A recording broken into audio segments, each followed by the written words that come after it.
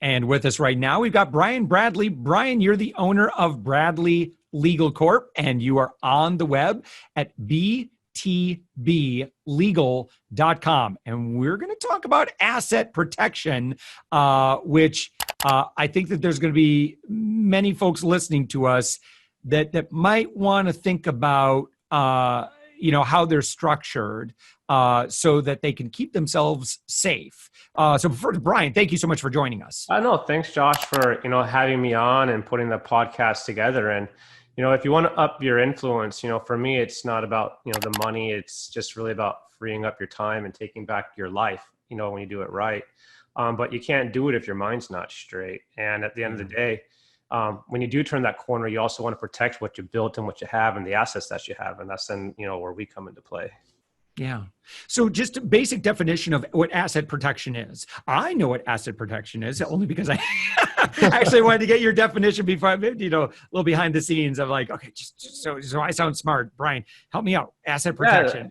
But generally, right, you want to, like, for example, all of our companies are their own separate entities, to make sure that there's that, that financial protection, and that we want, I would imagine, you had connected with Ty Crandall. Ty's really, really big, from a financial perspective and making sure that if you're, taking on debt, that you're doing that in the name of the business and not in your own personal name. So that would be another example of like, how to do that. But I'll let you kind of give us a quick 101 on basic asset protection for business owners.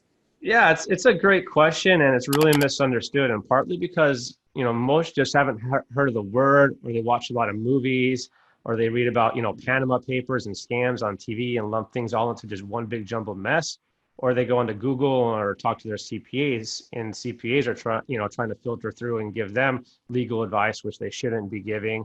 But asset protection is not traditional estate planning. It's what's modern estate planning. And what we're doing is placing essentially just a legal barrier between your assets and a potential creditor. That's it. Like, it's not, more convoluted than that basic concept. It's just a barrier like a safe or your gold or your guns, anything of value you want to put behind the barrier into the safe and out of your personal name. So it's not easily attached with a lien, or reached or attacked. And as long as it's done proactively, meaning before you're being sued, courts are really okay with this. It's, if you come into me after the fact, then we have to walk a very, very, very narrow line, and there's not much I can do in that aspect of it. That's why you always want to set this up when you're not being attacked. And not for people Yeah. It's like, it would be otherwise kind of like buying, auto insurance after you've had the auto accident. Correct. And auto insurance or any type of insurance is a basic entry form of asset protection. And it's the same thing. Like, you get insurance not because you expect to go get in an accident, but it's just in case. Yeah. So asset protection goes beyond than just incorporating. So, for example, one thing that I did at the very beginning was I incorporated my influence into its own separate entity. I don't want to operate as a sole proprietor. That's, at what point do you recommend someone say, well, goodness, at least put that in an LLC? Anytime that you actually have something to own beyond your personal residence, because you're not going to put your residence into an LLC. You're going to lose that $250,000 tax credit if you do that. And banks don't really want to see you putting your personal house into an LLC.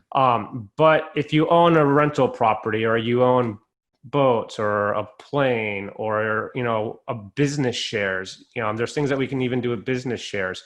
But anytime you start adding to your visibility and your liability, you really want to start separating that liability out of your own personal name. You want to use it. You want to enjoy it. You don't want to personally own it. That's what the rich people do. They don't own the things. Their trusts do. Their LLCs do. They just get the beneficial use and enjoyment of it. And so you don't need to go, pay for a Taj Mahal if you're just starting out. That would be ludicrous. That would make no financial sense. But you can start out with an LLC. Put your asset, for example, we'll just use real estate, into an LLC in that state where that asset's held. Then as you grow and you get some more, you might need another LLC. Then that's going to get convoluted. It's going to get messy. Too many LLCs, lots of tax filings. move those into an asset management company. That management company would be a limited partnership. It's going to own all those LLCs. So you have the assets owned by separate LLCs.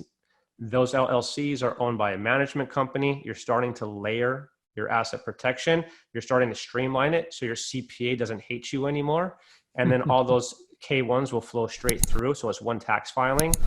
And then when you turn about that $1 million net worth mark is when you come in with asset protection trust, really strong jurisdictional trust that essentially, especially if you use a bridge trust, you can tell a creditor, even if they have multi-million-dollar judgment against you, thanks, no thanks, go pound sand. It really levels the playing field to settle cases or make them go away really fast. Okay, so there were a few terms that you used. I'm not sure that I was able to track with you, as you were kind of explaining everything. So I think the first one, you introduced the concept of, okay, if you do have multiple LLCs, in which case would someone have multiple LLCs to begin with?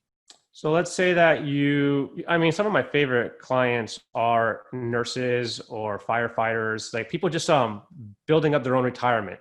And instead of just running off a pension, they're just good at investing and they go and invest in real estate in other states, especially, like one of our clients, San Francisco cop. He's not going to be able to afford anything in San Francisco as a rental property or income property. So he has to leave, the state of California for an investment. So they'll go to like Ohio, some other state like that, where they can get cheaper land. You're going to put that land, that asset, that real estate into an LLC. Now, let's say you're going to keep looking for deals. Not all the deals are going to be in one spot. Now, you might branch out and go buy a Florida or a Texas real estate investment. Then you're going to go put that asset into that state's LLC because you can't take state laws with you when you go from one asset to another. California laws for California, Oregon laws for Oregon, Delaware laws for Delaware. So you can't pick up those cases, those laws and those statutes and take them into other states if you're being sued. So that's when you're going to start having more LLCs. The issue is all those are going to have individual tax filings unless you start putting them into a management company where the K1s passively flow through because it's a disregarded entity. So what would this look like for someone? So for example, I've got two companies. I've got Savings Angel is an S Corp. My influence is, I think it's an S Corp as well. Will likely hit 7 figures this year. So what would you imagine would be our next step? The next step would be to start consolidating them into something easier to manage. And then depending on, we'd have to do a full risk profile to see like where your liability really lies, potentially adding in an asset protection trust on the back end of that management company. So you would move, people create S Corps not for asset protection. They create them for beneficial taxes. So the issue with an S Corp is though you get passive tax flow, which gives you more money. Right. You have shares. So because it's a corporation, those shares can be attacked with a lien. So if I wanted to tie you up, I can take those ownership shares or bleed you with those. And so what we need to do is take those out of your name or even the corporate name, put them into a management company. And so there's things that we can, even if you're a corporation, we can still take those ownership shares that you delegate to yourself and protect those. And so just because you're sitting in a corporation, it helps with a base layer. That's your entry foundational layer. LLCs don't have ownership shares. It's just you're either a single member partner or a multi-member partner. You take those ownerships and you put them into the management company. Then if you're turning that net worth, we're not talking gross, we're talking net. There's a big distinction. Like net is what I can actually get from you. So if you have making $100 million a year, but you only net 4% of that, you really only have, $4 million that I can actually collect on. And so that's what you're protecting is net value. So then we can then protect that equity and place that equity protection into a management company. And then a bridge trust would own that management company. And then that trust is the true form of asset protection. That's the really strong domestic plus foreign asset protection trust. That's like the global standard around the world. Yeah, no kidding. So you use the term bridge trust. How is that different from just what I just know? I don't know. I just call it a trust, but a bridge trust, is that special? It's a special type of trust. And it's a good question. So the big issue I think that a lot of people have is they hear the word trust, like a trust is a trust. There are so many types of trust. So when you go into asset protection, you can't just say there's one silver bullet. There's no such thing as a silver bullet. Everybody's different. Your business and your life is different from your neighbors and everybody else. So we have to look at the different type of legal tools that we have for your situation and then pick the right tools or the right combinations of them that work with you. And so a bridge trust is a combination of a foreign asset protection trust in the Cook Islands and a domestic asset protection trust. The reason why you want both is if you were to go purely foreign and just have a purely foreign asset protection trust, they're really, really strong, but they're really expensive. It's overkill for almost everybody. You know, you don't need to spend $50,000, $100,000 on this trust to protect, you know, even 50 million. You don't need to do that. And if you're not being sued, there's no barrel to your head. There's no need to go offshore. But you still want that statutory non-recognition power in your back pocket. You want to be able to hold it and say, if I ever do get down that alley, I want to have the big red button that works just in case to make you go away. But if I don't need it, I don't want to pay for it. Right. That's the bridge trust. So then the trust is actually classified by the IRS as a domestic trust, as a, you know, US based trust, because it's written in compliance with the IRS codes as a grantor trust. So it's cheaper to start, it's easier to maintain. You still got protection from the St. Germain's Act, which gives you anonymity. So people, you know, it's just like any other trust. Right. Asset protection trusts are not revocable living trusts. Like revocable living trust, like with your medical directives and identifying your beneficiaries and all that, that's not an asset protection trust. They can't protect you. Asset protection trusts are special. And so it's just a matter of what jurisdiction you put these in. Do we go purely offshore? Do we go purely domestic? I prefer bridging them together because you got really strong power in your back pocket if you ever were to be sued, because then you would call me up panicking. I'd calm you down and then say, hey, it's not that bad. 9 out of 10, we don't trigger these. We just keep it all domestic, but we have it in the back pocket. If I ever do have to trigger it, we drop the domestic compliance side of it, and it automatically is now purely a foreign asset protection trust, to where if you ever did have that judgment, there's statutory non-recognition. The offshore trustee is just going to say, thanks, we don't recognize it. You need to sue us here in the Cook Islands now, meet that 1-year statute of limitations, fly in a judge from New Zealand, front all the court costs. If you lose, you pay, and you got to prove your case by the murder standard beyond a reasonable doubt. Those are very unlikely for any of that to happen. Yeah. So I mean, I look at what I do and I don't see a high risk. Do you see real estate investors as probably needing to be aware of, maybe being more aware of the risk than the typical investor considers? Absolutely. Real estate is one of the heaviest litigated areas of law there is. You know, like, especially if you're syndicating deals, you're putting in developments, even just like fix and flippers. It depends on how big you are, but real estate's one of the heaviest litigated areas that there are. Plus, there's a lot of equity if you're doing it right in that. So there's a lot to get. So you have a lot of potential lawsuits, a lot of potential injuries. You can have a 4-plex, a 10-plex mold issue, a $5 million mold claim.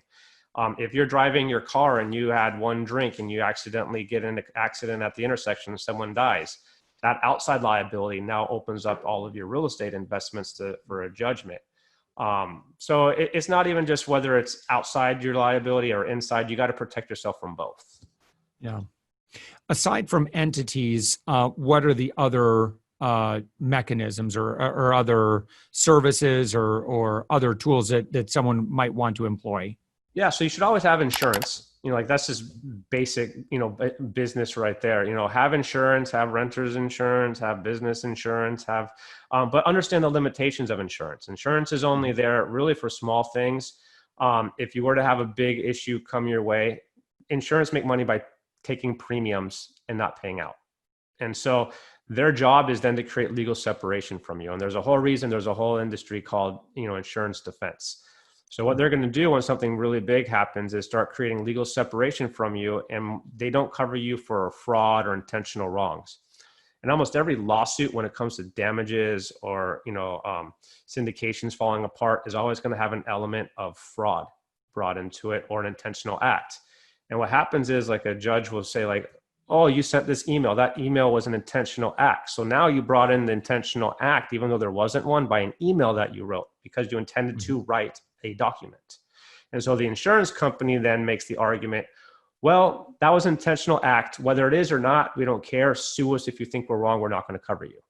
So you got to understand the limits of insurance, have it, but it's limits. And then asset protection is the buildup of the second stage from there. Yeah. And so, Brian, how many of these things are, which of these things would you say, it's pretty simple. You don't need an attorney for that versus like, yeah, no, don't even think about doing that without an attorney to help you through. If you're ever going to put something of value into an entity that's going to hold it and then it could be challenged in court and it has liability on it, I would never consider doing it yourself because you don't know how to do it. Even just a simple part of, I can go and create an LLC online very cheaply, doesn't mean you know how to do it properly. I have so many clients that come in, like $10 million, 15 LLCs they created them all bad. They're all, because they created them cheap, named themselves as a single member. They named themselves personally. And so next thing I have to do is when they come in, I have to clean all that up. Yeah. And so the issue isn't just creating it, it's creating it properly. And the devil's in the details with this. And then are there other thresholds that, it's almost like I wish that there were just like some basic thresholds. Like if you hit this, then it's time for X. So, we already talked about, the basic need for an LLC. I mean, if there's any asset, then it should be in an LLC. But I guess the next steps up from there, what would be those indicators that we might look for? Yeah. So the foundation level insurance LLC, that's newbie. Like even if you're new, budget to create a proper LLC and insurance, or don't buy that asset. That's just part of the budgeting. The next level is that management company, and that's going to come into about 500,000 net worth. Because at that point, you probably have 2 to 4 assets. You're starting to grow. Maybe you're a doctor. Depending on what your specialty is, you have a high income, high net earner. You have liability from there. Plus, you probably have a few assets. Then as you grow and you hit about that $1 million net worth mark, you have a lot. You're seen as a mark. You probably have your different buckets of investments that you're setting up. So you have a lot more to lose. You need stronger form of protection. So when you hit that 100 million net worth mark is when you come in and we have the asset protection talk. And generally we're going to talk about the bridge trust just because we need something depending on where we space out all your liability is. At that point, you're going to probably need to have that thanks go pound sand option. We're not going to recognize it just to protect everything that you have. That's great. So Brian, so in terms of like BTB Legal, for the work that you do, how long have you been owning your own, I guess you could, a law firm, right? Do you consider a law firm? Yeah. When did you go independent and how was that transition? Yeah, it was a rough transition. I learned by doing a lot of things wrong, but that's how you succeed. Don't we all? We all? I came out of law school at the wrong time. My life was all about pivoting. I went to college to be a professional baseball player, threw out my arm 3 times, had to figure out life, went to law school, came out of law school in 2008 when the economy tanked. And I was working at the DA's office for 3 years. And it basically was like, oh, here's your job as a prosecutor. Can't wait to have you, fully on the team now. Oh, economy tank, no job, no jobs anywhere in California. Good luck. And so then that turned into me trying to figure out, okay, what do I have to do? How am I going to survive? How am I going to get experience? So I had to work for free, literally for 3 years, going to state agencies and just saying, I'll represent clients for free. You just cover the court costs. I just need experience. And then I got a lot of experience from there, went into some private firms, and I basically got the janitor role, which was, we don't know what we're doing. We have a high profile case, or, we got stuck in this. Can you fix the problem? Yes, thank you. I cleaned it up, did a great job. And then I got let go because they didn't need my services anymore. And so as I was making other firms money and cleaning up their mess, I just realized I'm always expendable. I don't own it.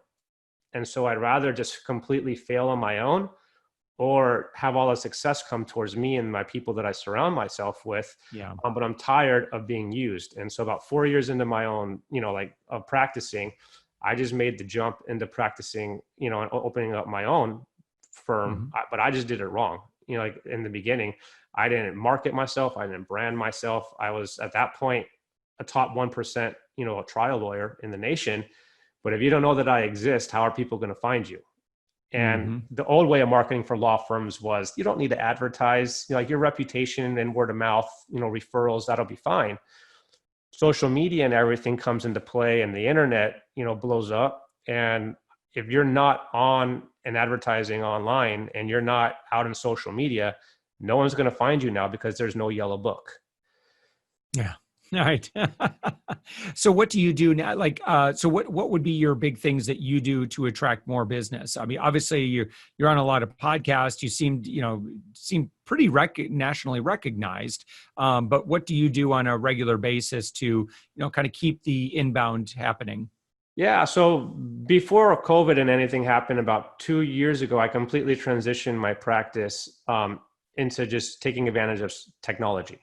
And so what I do now for marketing wise is like we primarily, or at least me, I'm an educator. Like I go out and I talk to, banking seminars. I go to medical seminars and talk to them. I go to investment meetups and groups and investment groups. And it's just based on educating. I educate and teach a lot of continuing legal education for lawyers, and then other continuing education for CPAs on asset protection, these higher end levels, and how to do it.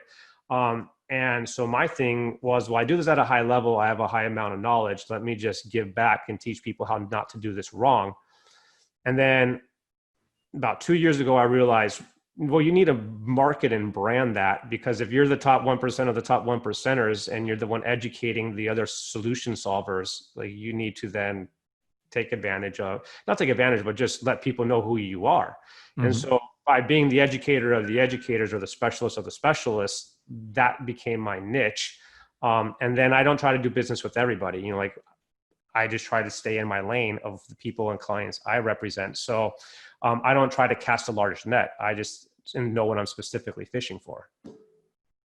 Excellent. All right. So Brian, for someone who's like, okay, I like this guy, I want more, what would be a great thing for them to look for? Do you have anything, maybe some excellent content for them, or what would be kind of the next step for someone who's like, okay, you've convinced me. I'm ready for that next phase of asset protection. Yeah, they can just jump on my website, www.btblegal.com. And we have a whole great educational section on there of lots of videos about asset protection, frequently asked question of probably every question in the world that someone can think of. Just from going to so many seminars and all of this, I just made all the compilation of, all the questions that every investor has been asking. Also, just you can email me, Brian, BRIAN at btblegal.com, and just ask questions. I like to do free consultations because I'd rather have people have access to information to make a decision than being too afraid to call and talk to a lawyer because they don't want to pay a consultation fee or multiple ones if they want to talk to multiple people. Excellent. All right, Brian Bradley. Again, thank you so much for joining us. You are the owner of Bradley Legal Corp and the website btblegal.com. Brian, thank you so much. Thanks.